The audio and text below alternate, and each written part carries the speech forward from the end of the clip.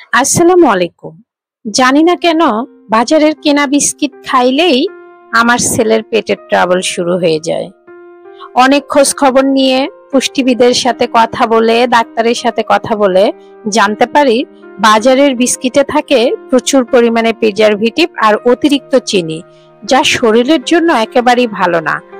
তাই আজ আমি আপনাদের জন্য নিয়ে আসলাম একদম ঘরোয়া উপায়ে তৈরি করা বিস্কিটের রেসিপি।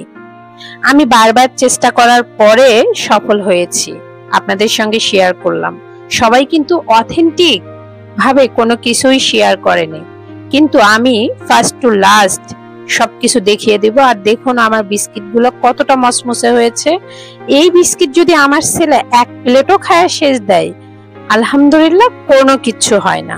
তার জন্য প্রথমে আমি মেজারমেন্ট কাপের হাফ কাপ দিয়ে 3 কাপ ময়দা নিব এবং 1 কাপ ও আধা কাপ গুঁড়া করা চিনি নিব। এটা আপনি চিনিটাকে পাটায় পিষলেও হবে কিংবা ব্লেন্ডারে ব্লেন্ড করলেও হবে, গুঁড়া হলেই হইল। তার সঙ্গে 1 চামচ বেকিং পাউডার নিব ও 1 চিমটি লবণ নিব। লবণটাকে খুব সুন্দর করে সমস্ত মিশ্রণ আমরা এক জায়গায় করে চেলে নিব। এই কাজটা 2-3 বার করলে আরো ভালো হয়, তাহলে বিস্কিটটা আরো অনেক মসৃণ হবে। আমি অবশ্য 2 বার চেলে নিয়েছি। সুন্দরভাবে সবগুলো শুকনো উপকরণ একত্রিত করে নিব।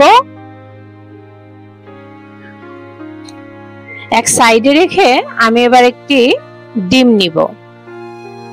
ডিমটাকে ভেঙে কুসুম ও সাদা অংশ আলাদা করব। কুসুমটাকে আমরা প্রথমে আলাদা করে একটি সাইডে রেখে সাদা অংশটাকে ভালো করে একটু বিট করে নিব, যাতে কোনো লাম্পস না থাকে। তারপরে আমরা ময়দার মিশ্রণের সঙ্গে একত্রিত করে নিব কয়েকবারে। এ পর্যায়ে আমরা তেল ব্যবহার করব, রান্নার তেল। এটি কিন্তু ময়দার মিশ্রণের উপরে ডিপেন্ড করবে কতখানি লাগবে।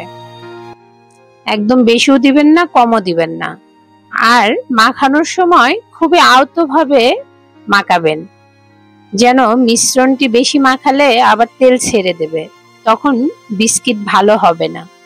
আমি কিন্তু সবকিছু বলে দিচ্ছি ডিটেলসে, আমি কি কি সমস্যায় পড়েছি আগে।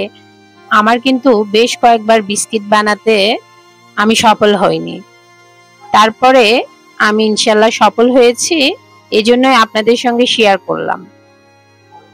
আর বিস্কিটটা কিন্তু বানানো আসলে খুব ইজি, তবে কিছুটা টিপস ফলো করলে আর কোনো সমস্যা হয় না। আমি যেহেতু কোথাও শিখিনি, নিজের মতো করে করেছি। আমি প্রথমে চাকু দিয়ে বেশ কিছু ডিজাইন করে আপনাদেরকে দেখাচ্ছি। আপনারা যে যার মতো শেপ দিতে পারেন, যে কোনো ভাবে। আমি চাকু দিয়ে হাত দিয়ে শেপ দিয়ে আপনাদেরকে দেখাইলাম। এইবার কিছু ডিজাইনার কাটার দিয়ে আমি শেপ করে দেখাবো। বাচ্চারা এই যে কাটার দিয়ে একটু শেপ করলে খেতে ভীষণ পছন্দ করে, ওদের খুবই ভালো লাগে এবং ইয়ামি বলে। বাচ্চাদের মন তো জানেন। তবে আমার তৈরি করা বিস্কিট আমার ছেলে অনেকগুলো খাইলেও কোনো প্রবলেম হয় না, আলহামদুলিল্লাহ। আমি এবার একটি প্লেটে বেকিং পেপার নিয়ে সেখানে বিস্কিটগুলো তুলে নিব। আমি কিছু বিস্কিট চুলাতে তৈরি করে দেখাবো। গোল গোল শেপের কিছু বিস্কিট উপরে ডিম এবং তেল ছড়ায় দিয়েছি। তারপরে আমি ওভেনে বসে দিয়েছি।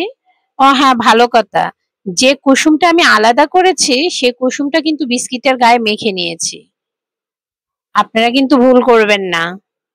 Thank you.